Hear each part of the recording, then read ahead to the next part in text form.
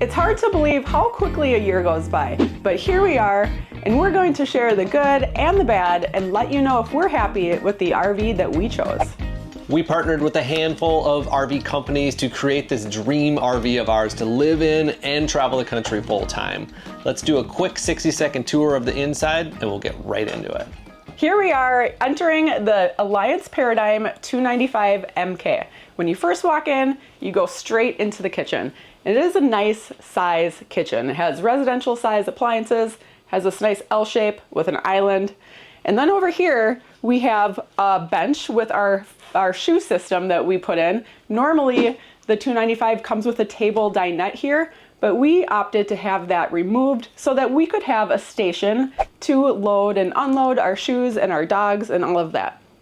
Over here, we have a nice 3-person sofa. Normally in this model, it comes with a 2-person sofa, but we wanted to get a little bit more space and stretch it out so we could seat more. Moving over here, this is where we spend most of our days in the rear office. And this normally comes with a 3-person sofa sleeper.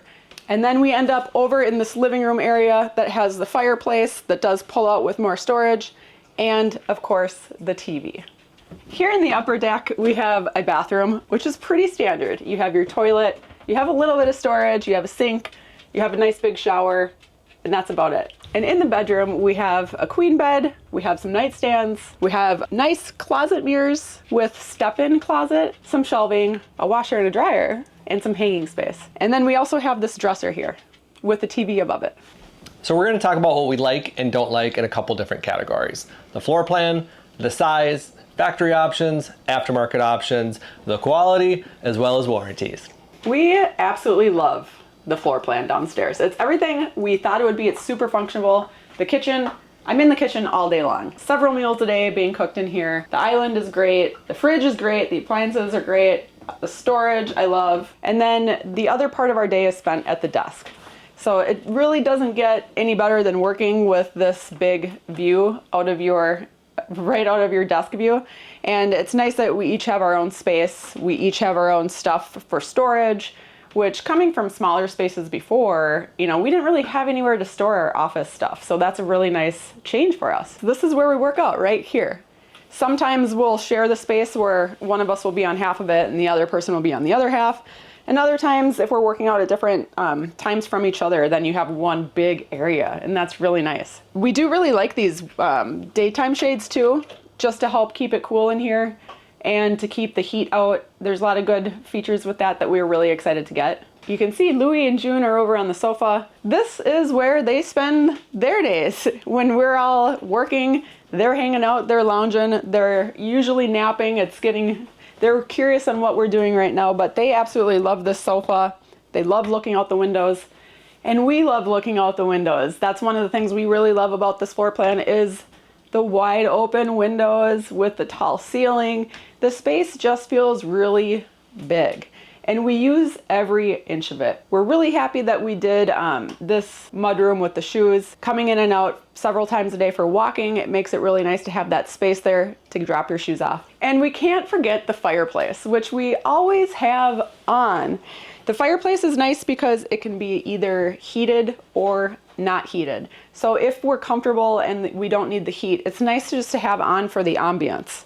So we have that running a lot. There is some storage behind here that we do use. Aaron is kind of on the fence on if he likes that space for storage or not. And that kind of helps us transition to what we don't like about the floor plan in the lower section here.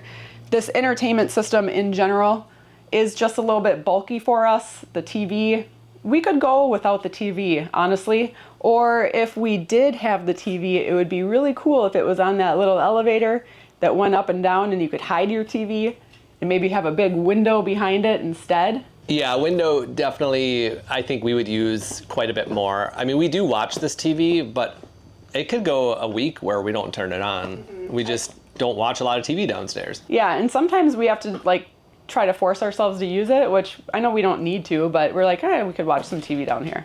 So the speakers on this thing are horrible. We've thought about replacing them, just haven't gotten around to it. So on the patio side over here, we mentioned the big windows. We do love these windows here. I would, however, prefer this size window here to be the same as that size. I like symmetry a little bit more, especially in the windows, and you really can see a lot more down to the ground with the lower windows. You just have a bigger view, and I would prefer to have them both the same size. We do love the night shades as well as the daytime shades behind them, but I think they're kind of packaged in there a little bit, so sometimes they get stuck. You know, I don't know if these valances need to be a little bit wider or if it's just a bit of a design thing, but if you put the nighttime shade all the way down, you can see a very large gap right here. And this material, I don't know if it's just a thinner material or if it needs to be maybe a higher quality, I'm not sure. But there's a good like 2-inch gap right here. So at nighttime, when you have all your shades down, it's not as private as we'd like it to be. And then the other comment that we have about dislikes is when we are on a travel day, the slides are in. When the slides are in, they come all the way up to here and to here.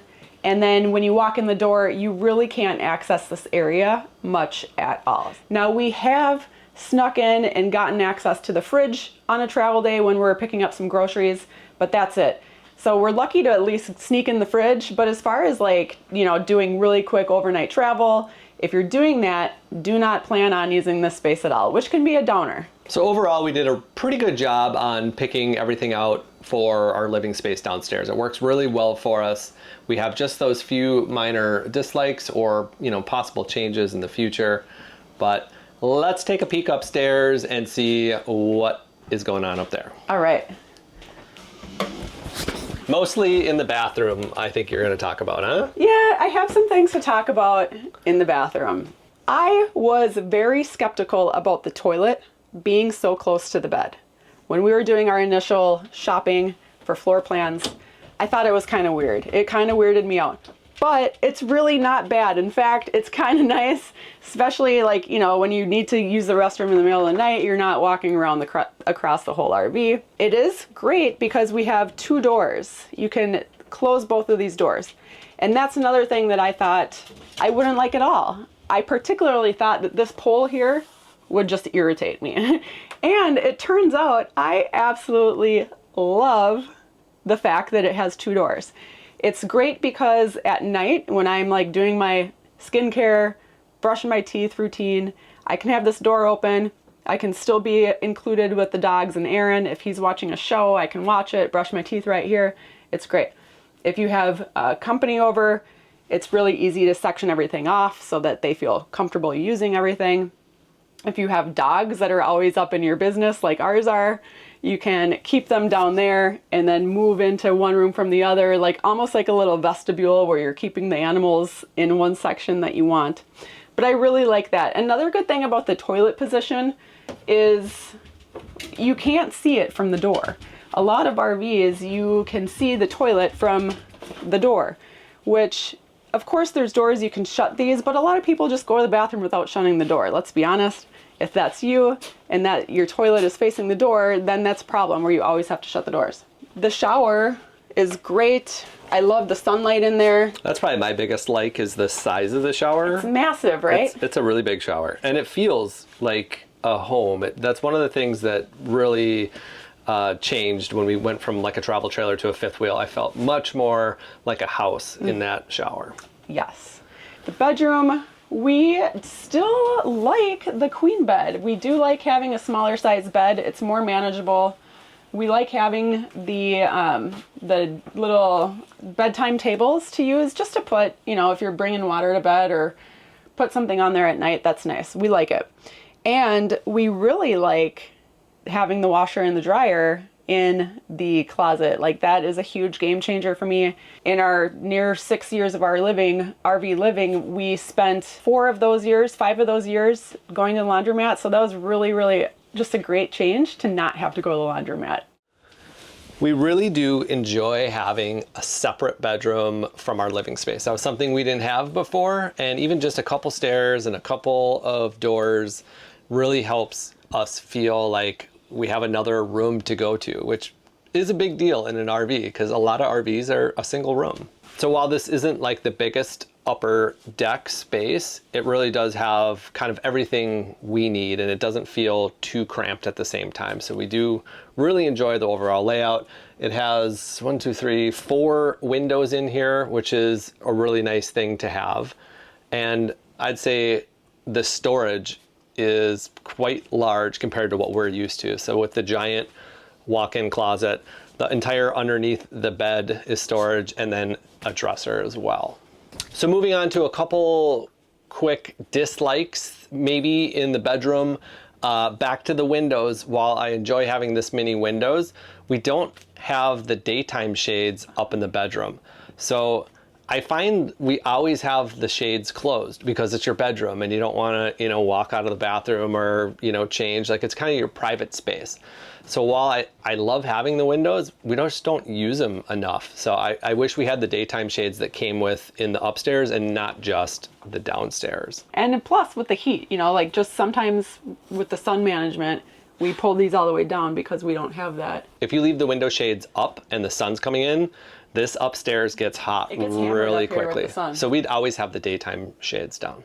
So while Chris mentioned the queen size bed as a like, that could be a big dislike, I think, for a lot of people. And that's another one that I'm on the fence. I mean, if we had more space, a bigger bed is always better, especially when you got 2 little Basenji dogs running around, jumping and playing as well. So if we had a larger size bedroom, it would be nicer to have the bigger bed, but there's just not, that would make this space feel crammed, and that's not what we want. We don't want a cramped space up here. We want this to feel good. Yeah, the mattress would go very close to the walls, which would also make it really hard to make the bed. I know a lot of people like to joke about how changing the sheets on an RV mattress can be a chore sometimes, but having some room to walk around it definitely makes it a little easier. And a couple of things that we would change in the bathroom is, first of all, the lighting. When I'm standing and getting ready, this light is behind my head in terms of the mirror. So when I'm getting ready and the light's behind my head, I get a lot of shadows on my face, which is not very good for getting ready, putting on makeup, and just being able to see what you're doing on your face. The other thing that we would change is the sink. It's very small and it's very close to the wall. So even just hand washing, teeth brushing, washing your face, it can become reckless very quickly where water is everywhere. And I always keep this towel right here just because after I wash my face, there's water that I have to use this and get down on the floor and make sure everything is dry. So every single time I wash my face, twice a day, I'm using that towel, I'm cleaning up.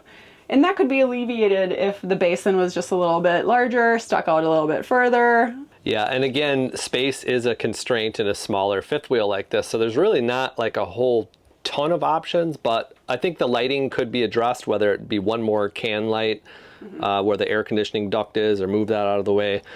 Or, the sink really just needs to bump out about 4 or 5 inches, and that would really feel a lot better.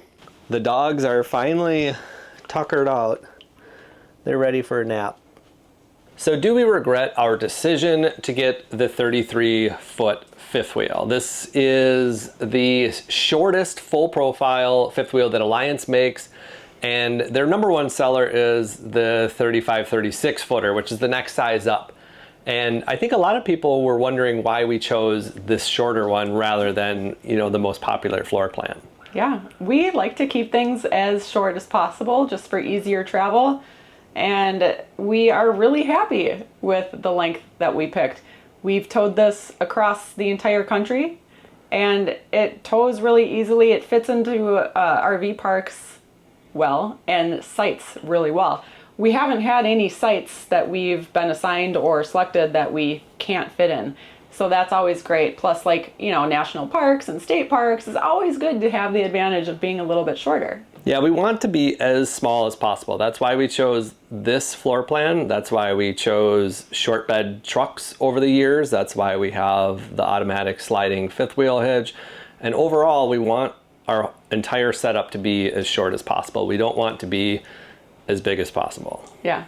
So comparing this one to the next size up, you know, the space really comes out of the bedroom on those models specifically, and everything about this model that we have works really well for us, and I wouldn't change the length. I definitely would not go longer unless we were in a different situation where we weren't traveling full time and we were like parked stationary somewhere, but that's not the case, so it doesn't apply to us. We really don't have any regrets on the length itself, but just to play devil's advocate, someone that's interested in a very short fifth wheel like this, it still is a very tall fifth wheel. It's 13'5". It's still a very heavy fifth wheel at 15,000. Ours is even more at like 16,500 pounds. So that would kind of be like the only downside if you're trying to stay really small and think it's going to be really light, because it still is a full profile, heavy duty fifth wheel. It's still big. So let's talk about the factory options that we ordered in this fifth wheel. I know people might be kind of interested what we got and if we would change it or do anything different. So we ordered the dual pane windows. We then also got the washer and dryer.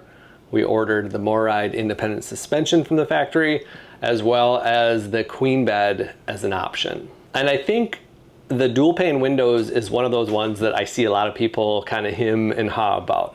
For us, the dual pane windows are a heck yes. It's one of those options that does add weight to your RV, but as big and as many of the windows as we have here, we prefer that extra pane of glass for protection. It does give you a little bit of sound barrier as well as help a little tiny bit with insulation. So also, you'll notice on frosty mornings, if you don't have dual pane windows, it's very easy for condensation to kind of cloud up and frost your windows, but with dual pane windows, that doesn't happen. As far as the independent suspension by MORryde, I know that is a very expensive option. We are thankful to be partners with MORryde in our journeys, and if it is something that's in your budget, it's definitely an upgrade that's well worth it. And one of the big things that I like to mention is if you get it done at the factory, not just at Alliance, but other manufacturers are doing this as well, the gross vehicle weight rating of your RV gets increased. So normally the 295 is 15,000 pounds gross vehicle weight rating, and ours is actually 16.8. And we need every bit of that because we are way over 15,000 pounds. So we've now traveled about 12,000 miles and pretty much went entirely around the country. And having that independent suspension on America's beautiful highways and some of the roads that we take it on has been great. I mean, we really honestly don't feel the RV much behind our truck at all. It's a very comfortable ride. So the queen size bed we chose not to have the king size, which is standard, but the queen size, we already talked about some of the reasons why, but just to reiterate, our big reason was the size of the mattress just fits the size of the space much better. We don't want a mattress that's way too big for the space. It's nice to be able to have room to walk around on each side. It's nice to be able to clean, to get a vacuum cleaner on each side, and to have the nightstand. So we're really glad that we made that switch. Now, the next option that we did was the combo washer and dryer. And this was a big decision because the combo washer and dryer has gotten some, I'd say, some bad slack from people where people either love it or hate it. And just for a note, this is a vented dryer. It's not the ventless, it's vented. So that makes a big difference. But I love having the combo version. I love the fact that I can put in a load of dirty and pull out a load of clean without transferring it from a washer to a dryer. I just think that that's really smart and innovative. I also really love having this side, which if we had a washer and a dryer, we would use both ends of this closet. I really like having this open side over here because this is where we put all of our dirty laundry. This is where like we can put vacuum cleaners and things. If we're out boondocking for several weeks and we have 3 weeks worth of dirty laundry, it all goes somewhere, so we use this space for that. This combo works really well. I use it all the time, and I'm really glad we have it. So overall, I think we chose the exact options that we wanted, and we're happy with those options. One last thing I want to touch on is the 3 air conditioners. That's not an option with Alliance, but it is an option for a lot of manufacturers. So I just wanted to touch that we enjoy having 3 air conditioners, and I actually thought about deleting one because we only have a 33-foot RV and I wanted more space for solar. But now that we've spent the winter in the Florida Keys and, you know, we're always in pretty warm weather, 3 air conditioners is nice to have when you have this much air volume in a fifth wheel like this. It is. I'm really glad we have all 3. And even for the lower area where we have 2 in the lower, it's nice to be able to toggle one or the other. Like, for example, if I'm cooking and using the propane stovetop, to be able to turn that one off so it doesn't blow onto the stove and just use the other one, even having that flexibility is really nice. For reference, we run the air conditioners on low. These are 13,500 BTUs, and we never turn them on high. They're always just on low. And so if it's really hot outside, 3 air conditioners on low really keeps this place an icebox. As far as the aftermarket options that we chose for this RV, I feel like these could be their own separate videos because there's just so much to talk about. But I did want to give some quick updates since it's been almost a year on a lot of these, and I know people are interested. So we did also partner with Battleborn Batteries and Rich Solar on our electrical system. It is a very large system with 2,750 watts of solar on the roof. And we have a 24 volt battery system that is 540 amp hours at 24 volts with Battleborn, as well as 2 Victron inverters. So basically this RV can be run pretty much as it is plugged in anywhere. So we really don't need a generator. And as long as it's not, you know, raining for a week straight, it is enough power for us. And we've actually used so much power now that, you know, we use the air fryer, we use air conditioners, we use the induction, we're heating the water on electricity. Almost as mindless as being in a real house, which was the goal. Yeah, so if we're just staying like a night or 2, let's just say we're doing a harvest host, you can really use as much power as you want because it's really impossible to use it all in one night. But if we're boondocking for a couple weeks, that's where we get a little bit more conservative and mindful, and we're still perfectly fine to run without using a generator. I'll get more in depth on why we chose the 24 volt system and how the system's kind of been working in separate videos on that. But we did put the True Topper awning topper system in about 6 or 8 months ago now. And that's another one that people are kind of wondering how it's going, how we like it. And so again, we pretty much had that all across the country, from Oregon where we got it installed at True Topper all the way over here onto the East Coast. And so it's seen pretty much all types of rain, leaves, and everything, and they work pretty much flawlessly with everything. We've only had one instance where there was these little tiny seed pods that dropped off of a tree. I think it was in Savannah, and they were so small they swept underneath the True Topper sweep. So that was the only one time all the way across the country. Otherwise, it's been working great. We also partnered with MoRide on a handful of aftermarket accessories like the rubber pin box, the handrail, the stairs that we have on our fifth wheel, as well as the sliding cargo tray. All of those have been working flawlessly. So again, I think I could talk about those in all their own separate videos, but lastly, we are going to talk about the quality that we see with this Alliance fifth wheel, as well as the warranty issues that we had to deal with. I know that's what everybody wants to hear about.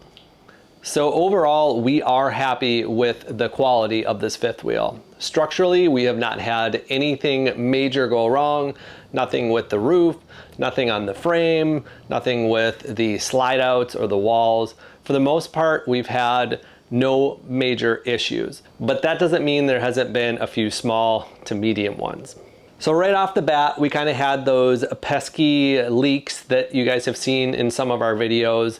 Most of them have all been solved, but we did have one of our windows leak as well. So that one was kind of a pain because we did have to have a mobile tech come out and actually reseal the window and put it in. That happened the day before Thanksgiving. But the process of getting that warranted and having the mobile tech come out was easy to get done. So we're thankful that the warranty through Alliance is easy to use. The second time we had to use a mobile tech was for something kind of larger, and that was our awning actually exploded. As we were pulling the awning in, the arm separated from the top of it and it came apart. So I'm not sure exactly why. We weren't using it in any type of inclement weather. We actually don't use our awnings that much. It's mostly for just shading that side of the RV. But we did have to have a tech come out and replace that top tube. Right behind me is the Insignia stove, which is a really beautiful and functional stove and oven. Chris absolutely loves this, but for some reason, maybe 6 months into our ownership, the 110 on it went out. So basically that means that none of the electric ignition or the lights worked on it. So it still did work, you just had to light it with a lighter, but that's obviously a pain. So we actually had to have an oven shipped to us in the Florida Keys, and we had to replace that one ourselves. Again, that wasn't difficult, but it was kind of a pain in the butt. Because we travel and move so much, we had to have multiple shipping windows get missed, and we did end up finally getting it sent to us, but I think the overall process took a couple months. So more of a pain than a huge problem, but still something we had to deal with. For the most part, I do like the quality of the cabinets and the solid surface countertops. These fronts are solid wood. They do use the lumber core cabinet facing, which most RV manufacturers do in this price point, but I would like that to be an option to have all full hardwood painted cabinetry. I think that would be a really nice upgrade. One good thing, Alliance really likes to listen to their customer feedback, and you can see these drawers are kind of an unfinished birch. I saw on the new models that they're coming with kind of a nicer finished drawer box style. So they are plywood and they've held up great, no issues with them, but I think it's more of a cosmetic thing, which is nice to have. One other issue we had down here was this drawer slide went out, and we have a new one coming in. It still works, but it just kind of sometimes catches and doesn't open all the way up. Again, it's another one of those things that are like a minor inconvenience and more of a pain to just have to deal with, but we do have one coming out and we'll be able to get it replaced. So I do like that Alliance has their units warranted for full-time use, but that doesn't mean that all of the components and the specs are necessarily built for full-time living. And what I mean by that is that living in an RV takes a lot of wear and tear, puts a lot of wear and tear onto the unit. So I like to say a full-time RVer might spend 10 times the amount of time in an RV than someone that's just using it for the weekends, and maybe even more. So for this RV to hold up as well as it has over a year, that tells me that it's built fairly well, just having a few of the minor issues. I think that's gonna do it for this video. There's a lot to cover in this type of topic. I think we could literally sit here and talk about this for hours and hours and hours. So if there's something you wanna hear specifically, or you have questions about how it's holding up, let us know down in the comments below, and we'll see you on the next video. Bye.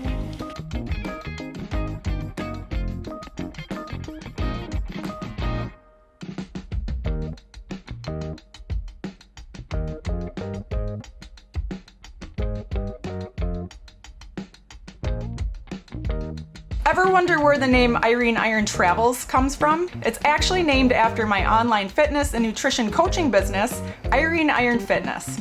I help people move better, feel better, and eat better with strength training and real food. No fad diets, no harsh restrictions, no counting calories, and absolutely no processed food in a package. If you want to get stronger and feel better at any age, Check the description below for the links with my new client special, or join in on our next and upcoming group challenge.